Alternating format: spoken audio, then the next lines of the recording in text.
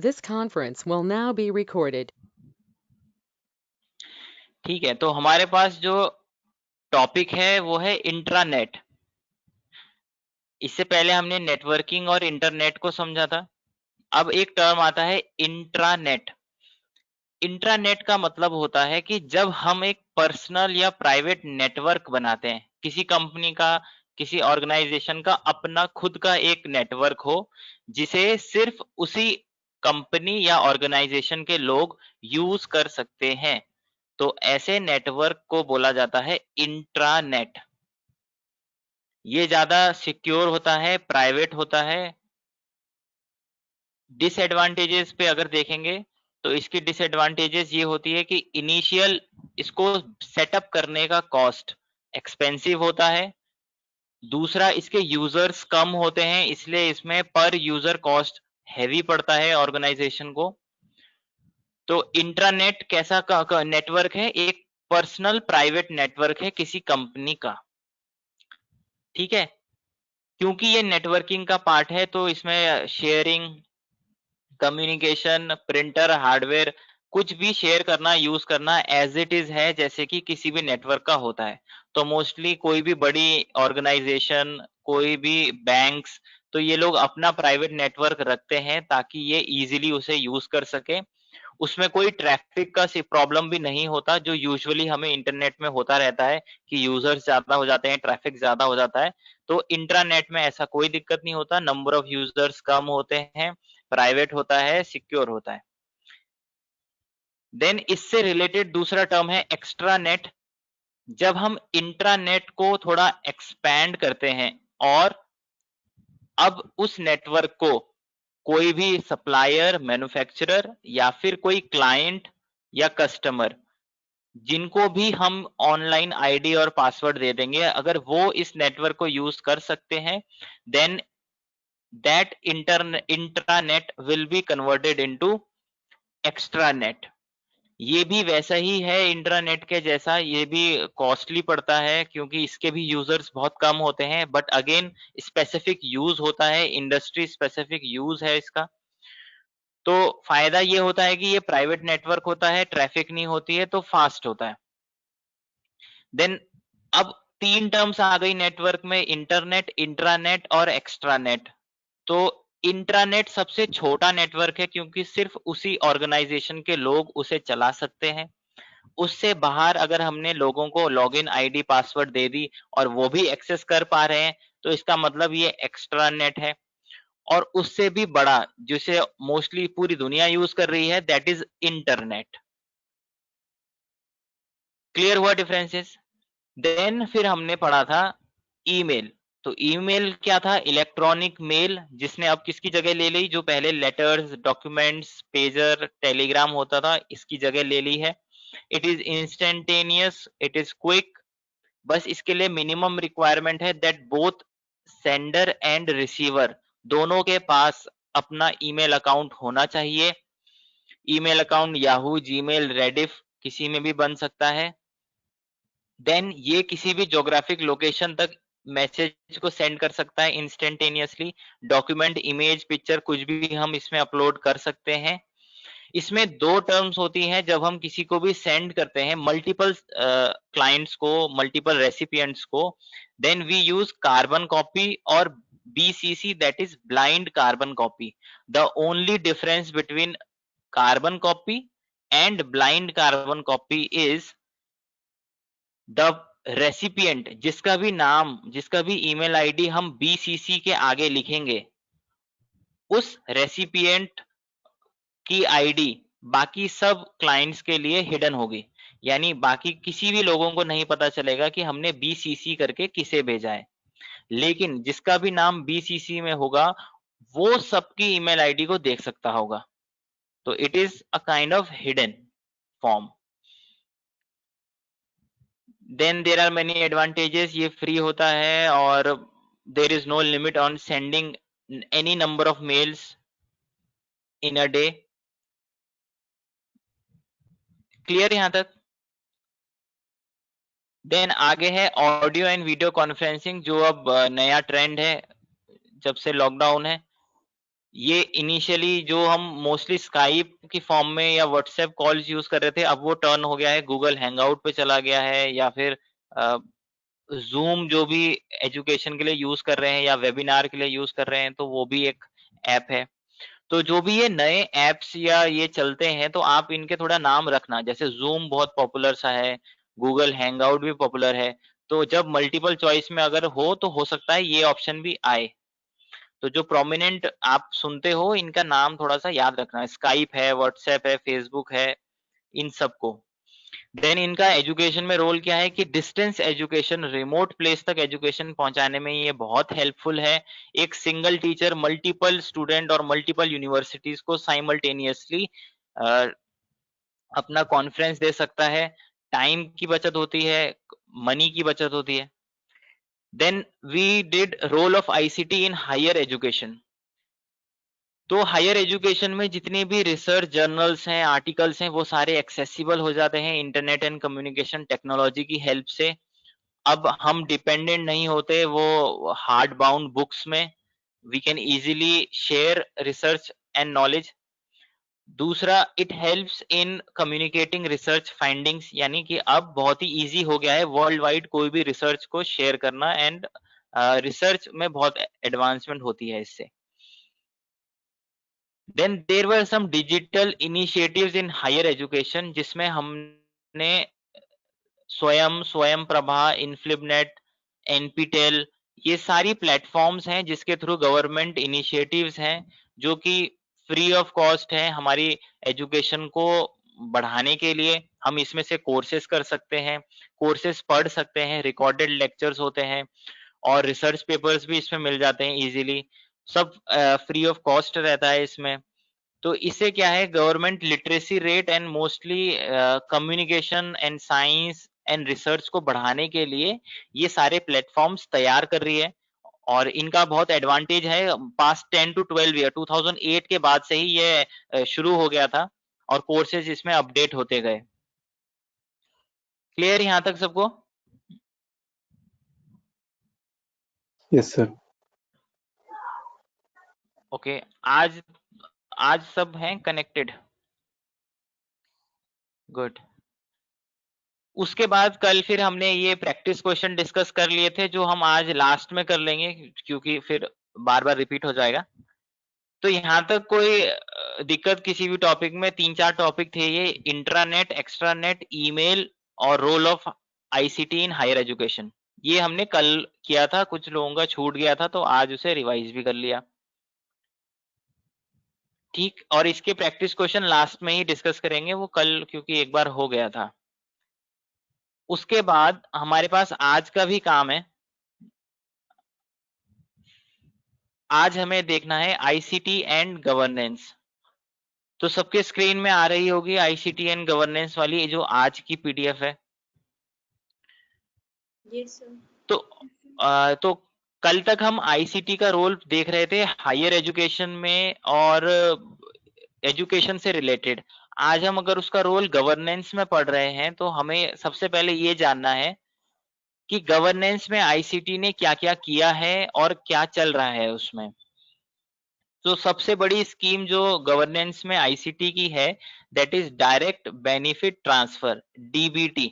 आप लोग अवेयर हो इस स्कीम से? कोई ट्राई करना चाहेगा कि ये डीबीटी क्या है, क्या स्कीम होती है? Yes sir. सर जो सब्सिडीज आती हैं गैस सिलेंडर की और मनरेगा की पेमेंट्स, ये सब इस सब को डायरेक्ट अकाउंट में ट्रांसफर करने की स्कीम है कि जितना पैसा हमें वापस करना है पब्लिक को वो सीधे अकाउंट में ट्रांसफर करके वापस करें इंस्टेड ऑफ गिविंग कैश। बिल्कुल बिल्कुल। तो ये जो DBT direct benefit transfer scheme है, इसमें जो बेनिफिशियरी है गवर्नमेंट सब्सिडीज के या गवर्नमेंट प्रोग्राम्स के, उन लोगों को, उन बेनिफिशियरीज को डायरेक्ट उनके अकाउंट में ही पैसे गवर्नमेंट ट्रांसफर करती है। जैसे कि इन्होंने सही बताया, जैसे गैस कनेक्शन है तो गैस की सब्सिडी। दूसरा, जो मनरेगा एक योजना होती है जिसमें 100 डेज ऑफ एम्प्लॉयमेंट मिलता है ईयरली, तो वो पैसा भी डायरेक्ट बेनिफिशियरी के अकाउंट में ही डाला जा रहा है। तो एक वर्ल्ड की सबसे बड़ी डीबीटी स्कीम है ये, इंडिया ने जो लॉन्च करी है।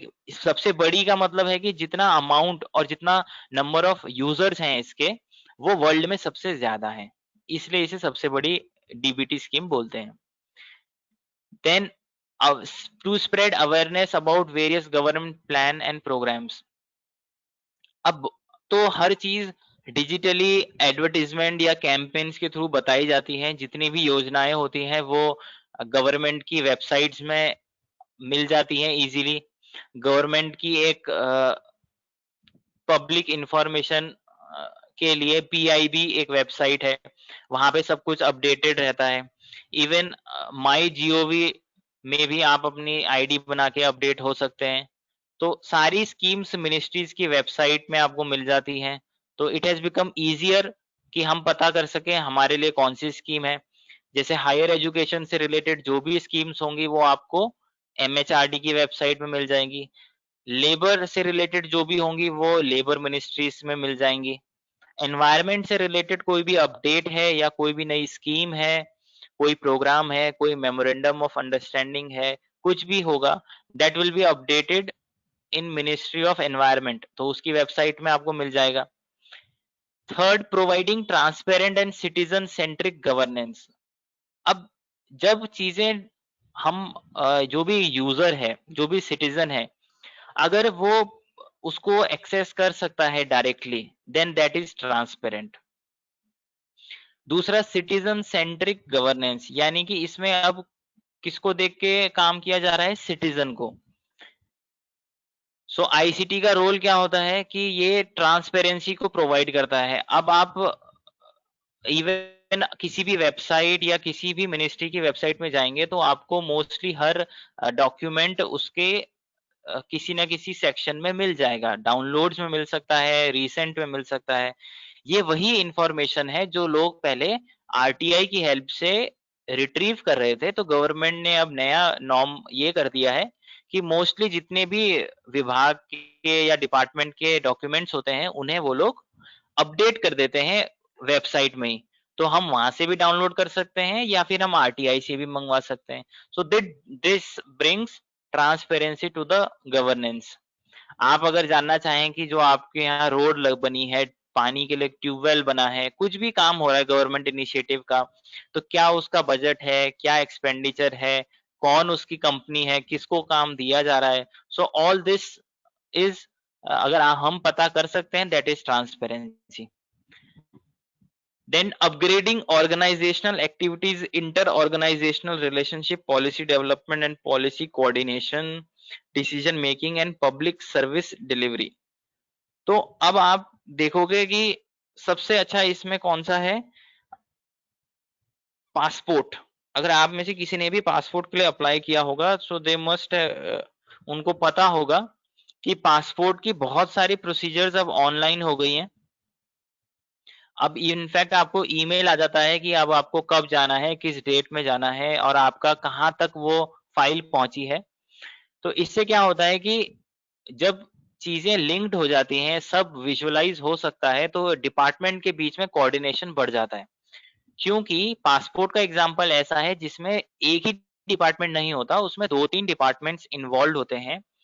इंटेलिजेंस यूनिट इन्वॉल्व होती है, पुलिस इन्वॉल्व होती है, पासपोर्ट मिनिस्ट्री इन्वॉल्व होती है।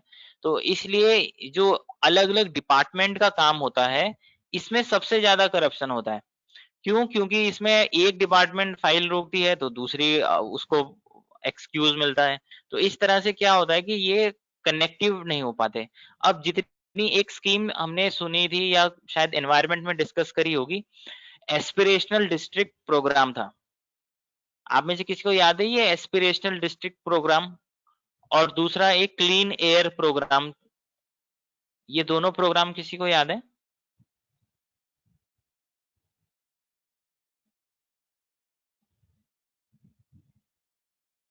सर क्लीन एयर तो शायद वो वाला था सर, जो इंडिया की सबसे 120 सबसे पोल्यूटेड सिटीज हैं, उनके पोल्यूशन लेवल्स को कम करना 2024 तक। और एक एस्पिरेशनल डिस्ट्रिक्ट प्रोग्राम भी था, वो यार किसी को याद है?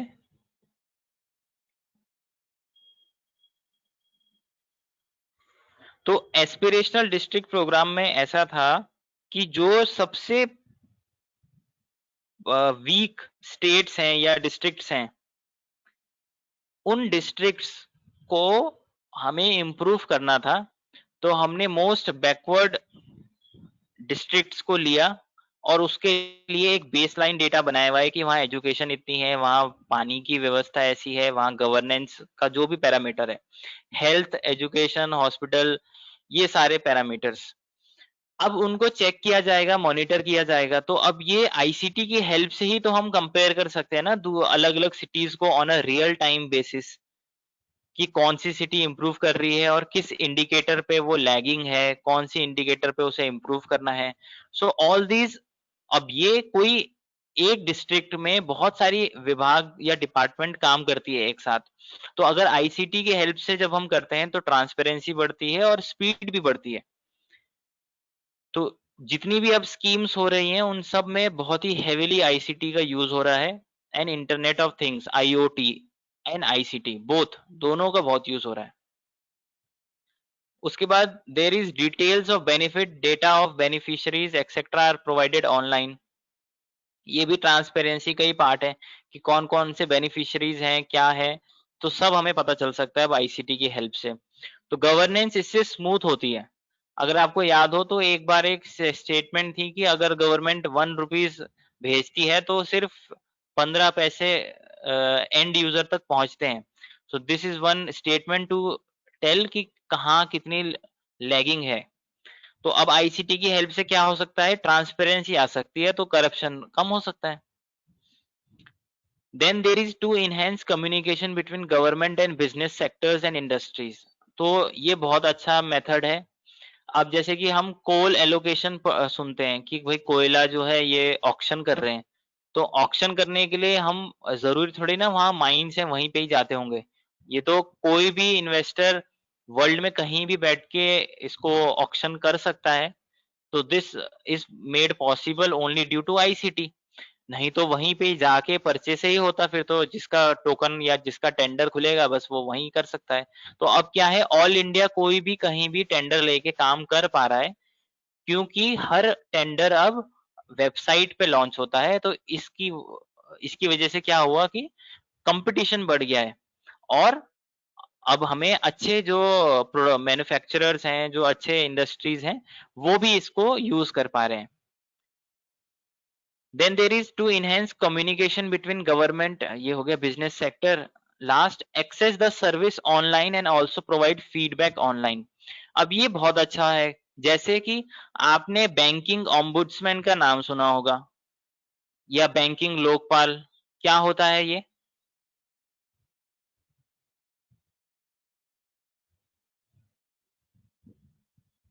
क्या होता है बैंकिंग ओम्बुड्समैन या बैंकिंग लोकपाल?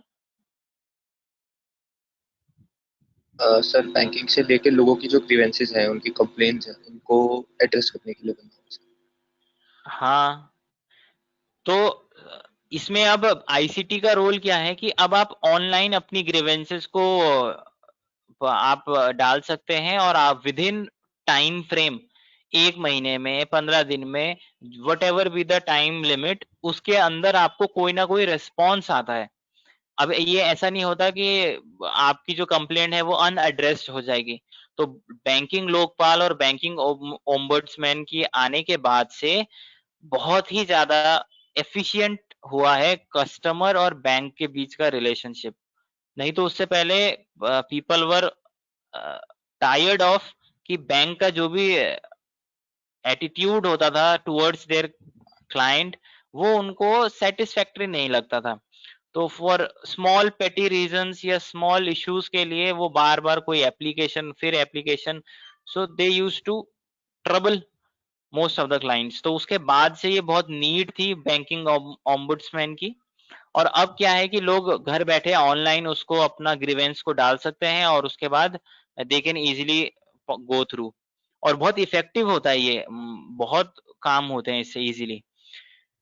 देन उसके बाद इसी तरह से गवर्नमेंट ने भी लोकपाल सिस्टम लाई है, पर अभी वो आईसीटी से कनेक्टेड नहीं है। Then there is RTI. आप आईसीटी की हेल्प से आरटीआई फाइल कर सकते हैं और उसके बाद कोई भी इंफॉर्मेशन ले सकते हैं। उसके बाद हर डिपार्टमेंट का जो भी विजिलेंस का पार्ट है उसको आप बिना फिजिकली वहां जाए आप कोई भी कंप्लेन कर सकते हैं विजिलेंस को, अगर कोई भी करप्शन रिलेटेड केस है किसी भी डिपार्टमेंट का। तो जब आप फिजिकली नहीं जाते हैं, आपकी आइडेंटिटी भी हिडन रहती है, तो वो बहुत ही इफेक्टिव प्रोसेस होता है। और इन्हीं को विसल ब्लोअर्स भी बोलते हैं, जो लोग गवर्नमेंट को इन्फॉर्म कर देते हैं कि so and so corruption has taken place. तो इससे गवर्नमेंट को बहुत हेल्प होती है। बाकी जो हम टिकट बुकिंग करते हैं, रेलवेज की सर्विसेज यूज कर रहे हैं, एयरवेज की सर्विसेज यूज कर रहे हैं, तो ये सारा भी आईसीटी का पार्ट है। तो इससे हमारा जो फीडबैक तो बहुत जरूरी होता है किसी भी ऑर्गेनाइजेशन के लिए टू इम्प्रूव। तो गवर्नमेंट सर्विसेज का फीडबैक भी आप दे सकते हैं। तो ये हुआ है अभी, एक सेकेंड। ओके, तो यहाँ तक क्लियर हुआ आईसीटी एंड गवर्नेंस में कहाँ तक जितनी भी गवर्नेंस की स्कीम है। अब लेटेस्ट एक और स्कीम आई है, आपने अगर सुना होगा, एक चैंपियंस पोर्टल करके बना है एमएसएमई सेक्टर के लिए। उसमें वो लोग अपनी ग्रीवेंसेस को अपने जो भी उनके प्रॉब्लम्स हैं उनको वो चैंपियंस पोर्टल में अगर अपलोड करते हैं तो विद इन टाइम फ्रेम उनकी प्रॉब्लम्स भी रिजॉल्व करने की कोशिश होगी। सो इससे क्या होगा, जो छोटे छोटे एमएसएमईज या माइक्रो इंडस्ट्रीज होती थी, छोटे स्मॉल बिजनेस हाउसेस होते थे, तो इनको एक कलेक्टिव वॉइस नहीं मिलती थी, इनकी प्रॉब्लम्स होती थी। तो अभी रिसेंटली चैंपियंस पोर्टल लॉन्च हुआ है, अभी विद इन अ वीक में भी। तो वो भी आप लोग याद रखना। तो ये जितनी भी सर्विसेज हैं गवर्नमेंट की, फिर उसके बाद अब लैंड रिकॉर्ड्स को भी ऑनलाइन कर दिया गया है। तो ये बहुत बड़ा इनिशिएटिव है आईसीटी का। अब आप अपने घर में अपने ही कंप्यूटर से जहां आप जो भी आपकी लैंड है, प्रॉपर्टी है, उसको आप सर्च कर सकते हो, उसमें अपना नाम सही है नहीं है पता कर सकते हो। सो दिस इज रिलीव्ड। बहुत बड़ी एक टेंशन होती थी ये लोगों को, तो उससे भी अब उन्हें आराम मिल गया है। तो ये गवर्नेंस का बहुत बड़ा पार्ट है। देन जितनी भी ऑनलाइन रजिस्ट्रीज होती हैं, जितना भी रेवेन्यू से रिलेटेड रिकॉर्ड्स है, वो धीरे धीरे डिजिटाइज हो रहा है और काफी जगह पे हो भी चुका है। तो वो भी आप एक्सेस कर सकते हो। तो वो वहां से भी यानी जो यूजर है, जो सिटीजन है, वो इजीली कोई भी गवर्नमेंट सर्विसेज को ले पा रहा है। फिर आधार से आप जुड़ते हो तो फिर आधार के लिए कॉमन सर्विस सेंटर बनाए गए हैं। आप उसकी हेल्प से जो भी गवर्नमेंट स्कीम्स हैं उसको यूज कर सकते हो, अगर आप लोग को सूटेबल करता है तो इस तरह से किसी भी सिटीजन के लिए ये बहुत हेल्पफुल है। Then there are e governance initiatives. एक तो आधार डिजिटल लॉकर है और ई सिग्नेचर है। इसमें तो आप अपने डॉक्यूमेंट्स रख सकते हैं, जो भी आपको डॉक्यूमेंट्स, मार्कशीट्स है, रिजल्ट्स हैं, लाइसेंस के कागज हैं, जो भी हैं वो आप डिजिटल लॉकर को यूज करके रख सकते हो। Bharat net common service centre data.gov.in। तो ये कॉमन सर्विस सेंटर तो सबको मालूम होगा। इसमें आप गवर्नमेंट की कोई भी इनिशिएटिव है तो ये हर जगह अब कॉमन सर्विस सेंटर खोला जा रहा है। कोई भी आधार बनवाना हो तो उसके लिए भी कॉमन सर्विस सेंटर जाना पड़ता है। देन data.gov.in, कोई भी गवर्नमेंट ऑर्डर है, कोई भी एक्ट है, अगर उसकी कॉपी अगर आपको चाहिए तो आप data.gov में जाके इजीली डाउनलोड कर सकते हो। वहां आपको हर मिनिस्ट्री का डेटा मिल जाता है। एनुअल रिपोर्ट्स अगर आपको चाहिए तो वो भी आप कर सकते हो। ई कोर्ट्स, ई डिस्ट्रिक्ट्स, तो जितनी भी हाई कोर्ट, सुप्रीम कोर्ट और की जजमेंट्स होती हैं, डेली हियरिंग्स होती हैं, उसकी भी कॉपी अपडेट हो जाती है रोज के रोज। तो आप वो जजमेंट कॉपी और एक्ट भी डाउनलोड कर सकते हैं बहुत इजीली। ई डिस्ट्रिक्ट, जैसे कि आजकल अभी लॉकडाउन की वजह से लोगों को पास बनवाना था, तो देहरादून में जो स्मार्ट सिटी का वेबसाइट है उससे एक लिंक बनाया गया था। तो ये सारा ई डिस्ट्रिक्ट का पार्ट है। जितनी भी डिस्ट्रिक्ट से रिलेटेड इनिशिएटिव्स है, स्कीम्स चल रही हैं, वो आपको डिस्ट्रिक्ट की वेबसाइट में मिल जाएगी। तो हर डिस्ट्रिक्ट की ऑलमोस्ट एक वेबसाइट है, ऑलमोस्ट हर डिस्ट्रिक्ट की एक वेबसाइट है। देहरादून की तो है और नगर निगम की भी बनती है। देन देयर इज जनधन योजना। ये जनधन योजना किसी को याद है? सर इसमें जो गवर्नमेंट ऑफ इंडिया है उन्होंने मतलब फाइनेंशियल सर्विसेज जैसे कि पेंशन हो गया, क्रेडिट हो गया और इंश्योरेंस या बैंक अकाउंट जैसे खोलने के लिए मतलब ये स्कीम बनाई थी। ठीक है, और कोई ऐड करना चाह रहा?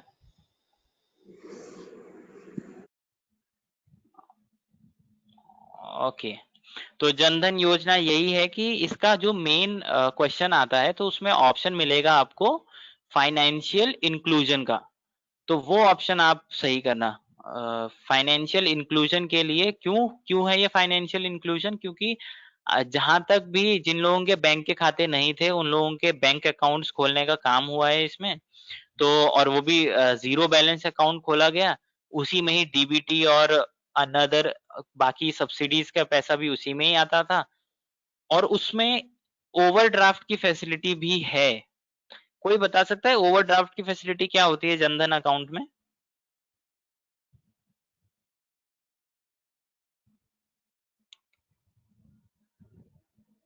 तो जो जनधन अकाउंट है जीरो बैलेंस अकाउंट, इसमें एक ओवरड्राफ्ट की फैसिलिटी भी है। उसमें क्या होता है कि जो यूजर होता है he or she can take an advance loan of up to ₹5,000, यानी 5,000 रुपए तक का वो एक लोन, उनके खाते में पैसे नहीं भी हैं तो भी वो ओवरड्राफ्ट इसे ही बोलते हैं, 5,000 तक का लोन वो ले सकते हैं विदाउट एनी कोलेटरल। तो इस तरह से इसमें किया गया है। देन इसी में जीवन बीमा और जीवन सुरक्षा योजना भी जोड़ दी गई ताकि लाइफ इंश्योरेंस भी दिया जा सकेगा। देन मोबाइल सेवा में आप अपने बैंक अकाउंट्स को यूज कर सकते हैं, मोबाइल की हेल्प से आप पेमेंट कर सकते हैं। माई जीओवी में गवर्नमेंट का एक डैशबोर्ड है जिसमें वो टॉपिक्स होते हैं, डिस्कशंस होते हैं, तो बहुत लोग उसको यूज करते हैं गवर्नमेंट को सजेशन करने के लिए। नेशनल डिजिटल लिटरेसी मिशन, तो इसके लिए हमने जो कल हायर एजुकेशन के लिए पढ़े थे वैसे ही एनसीईआरटी या पाठशाला से रिलेटेड या फिर जितनी भी लाइब्रेरीज हैं उनको कनेक्ट करके ऑनलाइन डेटा आपको अवेलेबल कराया जाता है। ऑनलाइन पासपोर्ट एप्लीकेशन, तो इससे बहुत पासपोर्ट बनाए गए हैं लोगों ने। सो ये प्रोसेस ऑनलाइन हो गई है, पूरी ऑनलाइन हो गई है, ओनली लास्ट स्टेप में फिजिकल वेरिफिकेशन होता है बस, बाकी सारा प्रोसेस ऑनलाइन है। बस एक बार वो डेट देते हैं, you have to go and आपका काम हो जाता है, डॉक्यूमेंट्स भी वो बता देते हैं, बहुत इजी हो गया है। ये सर्विसेज टीसीएस एक कंपनी है, टाटा कंसल्टेंसी सर्विसेज, उसको इसका मिलता है काम, वो इसे हमें फैसिलिटेट करवाती है। Then there is online voter registration, तो ये वोटर डुप्लीकेसी के लिए भी अब यूज हो रहा है। तो गवर्नेंस का बहुत बड़ा इनिशिएटिव ये है कि जब इन्होंने ई गवर्नेंस या फिर जनधन या ये सारे जो भी इनिशिएटिव्स हैं, ऑनलाइन के इनिशिएटिव्स हैं, जब से ये शुरू किए हैं उसके बाद से जो ब्लैक मार्केटिंग होती थी गैस सिलेंडर्स की, या फिर लोगों के डबल कार्ड्स में नेम होते हैं, दो दो जगह वोटर आईडीज होते हैं, तो ये सब अब धीरे धीरे कैंसिल हो जाएगी, तो गवर्नमेंट को बहुत सारा रेवेन्यू इसमें बचेगा। ऐसे ही कुछ स्कैम्स आते हैं, जैसे कि एक स्कैम था बिहार स्टेट के लिए कि वहां पे जो बच्चों को पढ़ने के लिए फीस गवर्नमेंट प्रोवाइड करती थी वो लोगों के खातों में जाती है, सिंपल। पर वो बच्चे सरकारी स्कूल में अपना नाम तो लिखवाते हैं पर वो पढ़ते प्राइवेट स्कूल में, तो सरकारी स्कूल के अटेंडेंस में भी उनका नाम है, वहां से भी वो गवर्नमेंट उन्हें भेजती है पैसा, बट वो बच्चे वहां नहीं पढ़ते, वो बच्चे प्राइवेट स्कूल में पढ़ रहे हैं, पब्लिक स्कूल्स में। तो वो एक स्कैम है, उससे 55,000 करोड़ का स्कैम है, इतना बड़ा वो, तो वो चल रहा था, तो वो सारा खत्म हुआ जब ऑनलाइन या डिजिटली। ऐसे ही कई स्कैम आते हैं कि एक टीचर 25 स्कूलों में पढ़ा रही हैं, कैसे पढ़ा रही हैं, तो वो सब फर्जी है, तो वो भी इसमें आ जाता है आराम से। तो इन लोगों तो जब ये ऐसी इनिशिएटिव्स होती हैं तो उससे फिर करप्शन कम होता है और गवर्नेंस जो है वो जो वीकर सेक्शन है उनको बेनिफिट मिलता है। ई नाम क्या है, जो ये कृषि मंडीज होती हैं, तो पूरे इंडिया की 500 प्लस कृषि मंडियों को इससे जोड़ा गया है। इससे क्या होगा कि कोई भी फार्मर किसी भी मंडी का रेट अपने फोन से देख सकता है, वहां पे अवेलेबिलिटी का पता कर सकता है और वहां पे अपना प्रोड्यूस भी सेल कर सकता है। तो ये ई नाम की फैसिलिटी है, नेशनल एग्रीकल्चरल मार्केट। यहां तक कोई डाउट? ये कुछ ई गवर्नेंस के इनिशिएटिव्स हैं।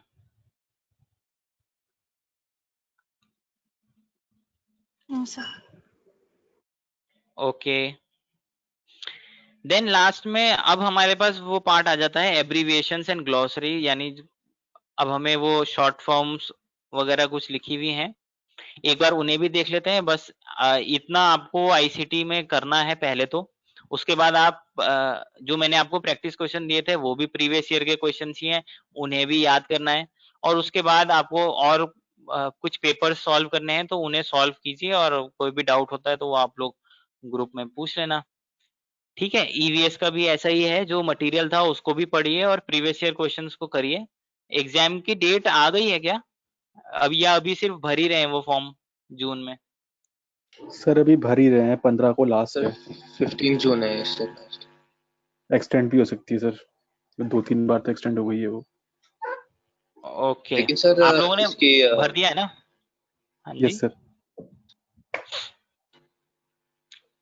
सर एमएचआरडी की वेबसाइट पे एक चीज तो लिखी थी, I think, I don't know MHRD या एनटीए की वेबसाइट पे थी कि एग्जाम जुलाई के बाद होगा, आफ्टर जुलाई। हाँ जुलाई के बाद ही होगा सर, सितंबर मतलब और आगे भी बढ़ सकता है। ओके, कोई बात नहीं, पर ठीक है, आप लोग तैयारी तो रखिए ही पूरी। Yes sir. देन एब्रीविएशंस में ये आप लोग इसको एडीएसएल भी है, एडवेयर, एंड्रॉइड, बॉड रेट, तो आप लोग इसे कैसे याद करेंगे? मतलब इसका तो एक फिर अब टेस्ट लेना पड़ेगा ना। थोड़े ही एब्रीविएशंस हैं जो मैंने छांट के डाले थे। ठीक है, एक बार मैं थोड़ा इंपॉर्टेंट वाले पढ़ लेता हूँ। एंड्रॉइड है, एंड्रॉइड जो है मोबाइल में यूज करने वाला ऑपरेटिंग सिस्टम है और गूगल ने इसे डेवलप किया है। बायोस की फुल फॉर्म इंपॉर्टेंट है, बेसिक इनपुट आउटपुट सिस्टम, और ये बूटिंग के टाइम का प्रोसेस है। और बूटिंग के लिए हमने पढ़ा था कि रोम मेमोरी यूज होती है, रीड ओनली मेमोरी वाली।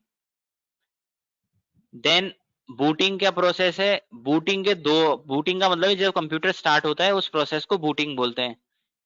दो तरह की बूटिंग है, हॉट बूटिंग और कोल्ड बूटिंग। कोल्ड बूटिंग का मतलब जब आज आपने पहली बार कंप्यूटर ऑन करा आज के दिन का, तो वो कोल्ड बूटिंग है। लेकिन अगर आपका कंप्यूटर सही से नहीं चला, आप उसे रीस्टार्ट करते हैं, तो उसे बोलते हैं हॉट बूटिंग या फिर वार्म बूटिंग। क्योंकि कंप्यूटर पहले से ही ओपन था, इसलिए थोड़ा वार्म था, आपने फिर से रीस्टार्ट कर दिया तो उसे हॉट बूटिंग। और अगर आप पहली बार कंप्यूटर पूरा स्विच ऑफ से ऑन करेंगे तो that is cold booting. Bugs होते हैं, एरर, जो भी कंप्यूटर में प्रोग्राम्स होते हैं उन्हें बग्स बोलते हैं, और उन बग्स को हटाने को बोलते हैं डीबग।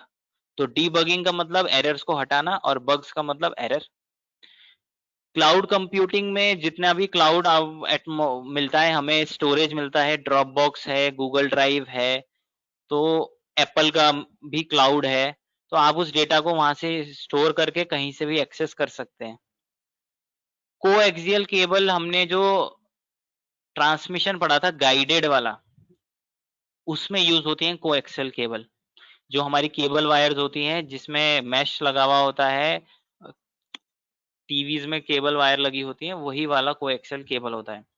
कुकी, कुकी क्या होती है? हर वेबसाइट जब भी आप खोलोगे तो वो जरूर पूछता है आपसे, डू यू एक्सेप्ट कुकीज और डू यू रिजेक्ट कुकीज।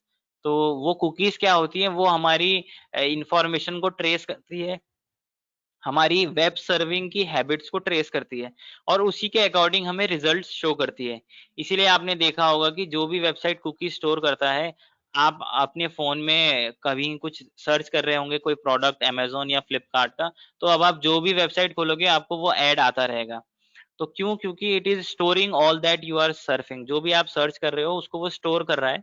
इसलिए कुकीज हमें वही आंसर दिखाता है जो हम जिस तरह का ढूंढ रहे होते हैं। तो कहीं ये गुड भी होता है और कहीं ये बैड भी होता है। Then DBMS is database management system. तो सबसे बेसिक जो DBMS सॉफ्टवेयर है वो माइक्रोसॉफ्ट एक्सेस का होता है। जैसे कोई स्कूल का डेटा रखना है, लाइब्रेरी का डेटा रखना है, यूनिवर्सिटी का डेटा रखना है, तो इसके लिए जो डेटाबेस मैनेजमेंट सिस्टम होते हैं वही सॉफ्टवेयर को DBMS बोलते हैं। डॉट्स पर इंच, ये प्रिंटिंग की क्वालिटी है, DPI के नाम से इसे बोलते हैं। जितनी ज्यादा DPI होती है उतनी ही अच्छी क्वालिटी होती है। देन फायरवॉल, फायरवॉल क्या होता है, हमारे नेटवर्क में अगर कुछ भी सस्पिशियस डेटा होता है उसको वो ब्लॉक करता है। इसलिए आप विंडोज जब भी कंप्यूटर यूज करते हो तो वो आपसे ऑप्शन पूछता है कि फायरवॉल्स एक्टिव करना है या डिसेबल करना है या इनेबल करना है। तो फायरवॉल हमारे कंप्यूटर के लिए अच्छा होता है, इट सस्पिशियस वेबसाइट्स को ब्लॉक करता है। फ्लॉप्स, फ्लोटिंग पॉइंट ऑपरेशन पर सेकंड, यानी ये कंप्यूटर की परफॉर्मेंस को चेक करने का काम है, यानी कि कंप्यूटर कितनी कैलकुलेशंस पर सेकंड कर सकता है उसे फ्लॉप्स कहते हैं। जितनी ज्यादा फ्लॉप्स होगी उतना ही फास्ट हमारा कंप्यूटर का प्रोसेसिंग होगा।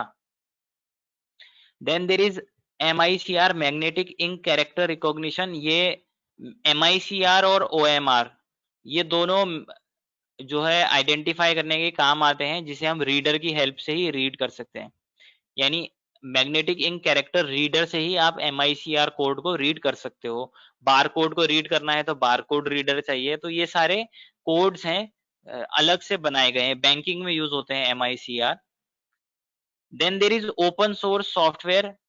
ये सॉफ्टवेयर फ्री ऑफ कॉस्ट होते हैं, इसके लिए यूजर को कोई चार्जेस नहीं देना होता है, कोई भी इसे डाउनलोड कर सकता है इंटरनेट से। कुछ एग्जांपल भी हैं जैसे VLC, मोजिला फायरफॉक्स, लाइनेक्स। ये सारे ओपन सोर्स सॉफ्टवेयर हैं जो कि अवेलेबल हैं free of cost. Then there is RFID tags, जिसे रेडियो फ्रीक्वेंसी आइडेंटिफिकेशन टैग्स बोलते हैं। ये टैग्स मोस्टली शिप्स में यूज होती हैं। तो दूर से ही, यानी हमारे कोस्ट में हमारे पास एक रीडर है, ये दूर से ही किसी शिप को रीड कर सकता है कि उसमें उसकी इंफॉर्मेशन लिखी होगी। जैसे बारकोड रीडर के लिए तो हमें उसी के पास जाना पड़ता है बारकोड रीड करने के लिए। तो RFID टैग्स का एडवांटेज ये होता है कि बहुत दूर से भी ये किसी रेडियो टैग को रीड कर सकता है, और काफी किलोमीटर पहले ही हमें पता चल जाता है कि जो शिप आ रही है वो मर्चेंट शिप है या नेवल शिप है या उसका क्या डिस्क्रिप्शन है। तो RFID टैग्स का यूज वहां पे होता है। क्लियर यहां तक? कोई डाउट किसी में?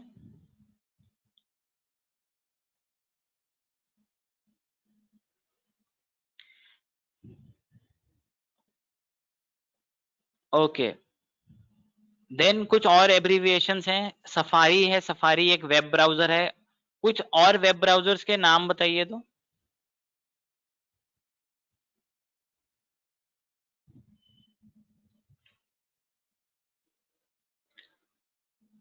कुछ और वेब ब्राउजर्स के भी नाम है ना जो हमने पहले किए हुए हैं।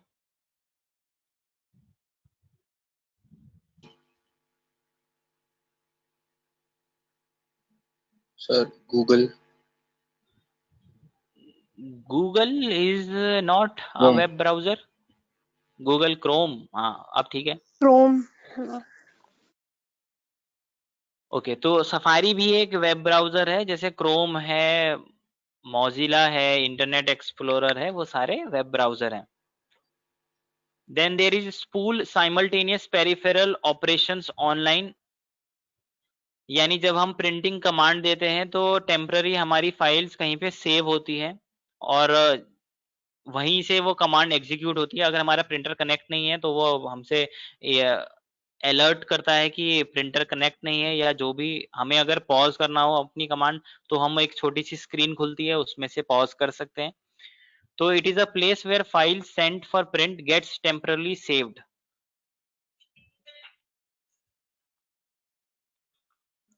देन स्पैम, स्पैम क्या होता है, जो भी जंक फाइल्स होती हैं, जंक मेल्स आ जाते हैं हमारे ईमेल में तो उन्हें स्पैम फोल्डर में डाल देते हैं जीमेल अपने आप ही, और वो 30 डेज बाद ऑटोमेटिकली डिलीट हो जाते हैं। तो जो भी जो भी सस्पिशियस से होते हैं उन सबको स्पैम में डाल देते हैं। देन TCP/IP, इसका फुल फॉर्म आता है transmission control protocol and internet protocol. तो ये इंस्ट्रक्शंस हैं, गाइडलाइंस हैं, रूल्स हैं जिससे कि फाइल्स ट्रांसफर होती है। वॉडकास्ट, तो वॉडकास्ट क्या है? जब हम वीडियो को भी स्ट्रीम कर सकते हैं, that word is called vodcast. Sir एक किसी का क्वेश्चन, कहीं, हाँ जी। सर ये जो स्पूल है SPOOL, ये कैश मेमोरी का पार्ट होगा? हाँ, जब ये हम सिस्टम ऑफ कर देंगे तो ये लॉस्ट हो जाएगा। Okay sir. ठीक है। बट सर कभी कभी ऐसा होता है कि प्रिंटर कनेक्ट करते हैं, मतलब अभी हमने कमांड दे दी प्रिंट की, लेकिन प्रिंटर की USB कनेक्टेड नहीं है, तो ऑब्वियसली प्रिंट नहीं होगा। लेकिन जैसे प्रिंटर की USB कनेक्ट करेंगे वो अचानक से प्रिंट हो जाएगा। हाँ, लेकिन आप स्विच ऑफ कर दोगे कंप्यूटर, उसके बाद ऑन करोगे तब होगा प्रिंट। सर कुछ केसेस में शायद होता है, बट हाँ उसके चांस कम है, वो नहीं होगा सर। ठीक है सर। जब जब मैं शायद आप जो केस बोल रहे हो उसमें ऐसा होता है कि अभी हमने कमांड दी पर प्रिंटर कनेक्टेड नहीं है, फिर उसने पूछा प्लीज कनेक्ट योर प्रिंटर, हमने प्रिंटर कनेक्ट कर दिया एंड इट गेट्स प्रिंटेड। ये तो मैं समझ रहा हूँ। और लेकिन अगर हम कंप्यूटर ही टर्न ऑफ कर देते हैं उसके बाद वो कमांड्स नहीं रहती होंगी, क्योंकि वो रोम का पार्ट तो होंगी नहीं। वो तो रैम भी वोलाटाइल है और कैश मेमोरी भी वोलाटाइल है, तो वो इंस्ट्रक्शंस तो लॉस्ट हो जाएंगे, है ना। Okay sir. इसी तरह से जब प्रिंटर अनइंटरप्टेड, हमने बहुत सारी कमांड्स दे दी और वो अब प्रिंट करे जा रहा है, तो भी तो हम उस कमांड को हटाने के लिए ऐसे ही करते हैं। देन वॉडकास्ट, वॉडकास्ट का मतलब जब हमें वीडियो स्ट्रीम करनी हो, और पॉडकास्ट का मतलब ऑडियोज के लिए होता है। VoIP, voice over internet protocol, जब से ये VoIP आया है तब से आपने देखा होगा जो ये 4G कॉलिंग हो रही है, इंटरनेट की हेल्प से कॉलिंग हो रही है, ये सारा VoIP है। इसीलिए आपने देखा था कि जब रिलायंस जियो आया था तो वो 2G और 3G में नहीं आया, वो सीधा 4G में आया। क्योंकि अब 4G में आप कौन सी कॉल कर सकते हो? VoIP प्लेटफॉर्म की हेल्प से आप कॉल कर सकते हो, जिसको आप अपने मोबाइल में देखते होंगे तो लिखा होता होगा VOLTE, है ना। तो वो इंटरनेट के थ्रू कॉलिंग कराता है। Okay, then zipping, zipping is a process of compressing a file. ठीक हो गया। APK, एंड्रॉइड पैकेज किट, इस तरह से। गीगो, जो ये GIGO है, garbage in garbage out. Fortran, formula translation, ये भी एक हाई लेवल लैंग्वेज है। फोर्ट्रेन, कोबोल, C++, जावा, ये सारी हाई लेवल लैंग्वेजेस हैं। HDMI, ये वो पोर्ट होता है जब आपको कोई प्रोजेक्टर कनेक्ट करना होता है अपने कंप्यूटर से, तो वो एक HDMI पोर्ट होता है, उसकी हेल्प से आप कनेक्ट कर सकते हैं। HTTP, hyper text transfer protocol, जो भी आप वेब एड्रेस यूज करते हो उसमें आपको एक HTTP मिलता होगा। जो लेटेस्ट है वो HTTPS है, जिसमें कि ग्रीन कलर का लॉक का सिंबल बना हुआ आता है, एक ताला बना हुआ आता है हरे कलर का, जिसका मतलब होता है सिक्योर। तो कोई भी अगर सिक्योर वेबसाइट है तो उसका वेब एड्रेस HTTPS होगा। ठीक। Then object oriented programming, OOPS, या फिर इसे ऊप्स भी बोलते हैं। तो C या C++ को, जो कि एक प्रोग्रामिंग लैंग्वेज है, हाई लेवल लैंग्वेज है, उसको ऑब्जेक्ट ओरिएंटेड प्रोग्रामिंग बोलते हैं। PDF, पोर्टेबल डॉक्यूमेंट फॉर्मेट, जो हम इजीली यूज करते हैं किसी भी सिस्टम में, PDF फाइल, उसका फुल फॉर्म भी है। Then POP, post office protocol, जब हमें ईमेल रिसीव करने होते हैं तो उसके लिए हम जो प्रोटोकॉल यूज होता है दैट इज कॉल्ड POP। और जो मैसेजेस को हमने ईमेल्स को सेंड करना होता है तो प्रोटोकॉल यूज होता है SMTP, simple mail transfer protocol. कल ये वाली बात भी आई थी एक क्वेश्चन में, कल वाले क्वेश्चन में, अगर याद हो आप लोगों को, सर। है ना। तो जब हमें ईमेल सेंड करने हैं then we use SMTP protocol, that is simple mail transfer protocol. And when we have to receive email, access email, हमें जब ईमेल ओपन करना है then we use POP protocol. तो हम that is called post office protocol. Sir SEO sending वाली repeat कर दीजिए sir. Sending के लिए है SMTP प्रोटोकॉल, मतलब SMTP, और रिसीविंग के लिए है फुल POP, फॉर्म क्या होगी sir? Simple mail transfer protocol. Simple mail transfer protocol, ठीक है, और रिसीविंग के लिए POP। फिर है सर्च इंजन ऑप्टिमाइजेशन, ये हेल्प करता है रिसर्चर्स को, जो लोग डेटा माइनिंग करते हैं, जो लोग डेटा पे काम करते हैं, बिग डेटा में काम करते हैं, तो वो अपनी सर्च को इफेक्टिव करने के लिए सर्च इंजन ऑप्टिमाइजेशन यूज करते हैं। Then there is SQL structured query language, ये भी एक डेटाबेस मैनेजमेंट सिस्टम का सॉफ्टवेयर लैंग्वेज है, जैसे कि हमने माइक्रोसॉफ्ट एक्सेस देखा था, वो भी RDBMS लैंग्वेज ही है, डेटाबेस मैनेजमेंट लैंग्वेज है। MOOC massive open online course, तो जो भी प्लेटफॉर्म है ऑनलाइन कोर्सेज के, उनको MOOC बोलते हैं, जिसमें कि बहुत सारे बच्चे एनरोल कर सकते हैं, that is online learning platform. तो आपने कई बार सुने होंगे MOOC courses, MOOC। Then there is USB universal serial bus, जो भी हम पेन ड्राइव है, USB केबल है, कीबोर्ड भी आते हैं जो USB, तो अब USB पोर्ट से हम सब कुछ कनेक्ट कर सकते हैं, स्पीकर्स भी कनेक्ट कर सकते हैं, तो ऐसी पोर्ट को USB पोर्ट बोलते हैं, universal serial bus. Then zip का फुल फॉर्म है जोन इंफॉर्मेशन प्रोटोकॉल, ठीक है। तो यहां तक का हमारा पार्ट है। किसी को इसमें डाउट है जो हमने आज पढ़ा है, वो पूछ लीजिए पहले।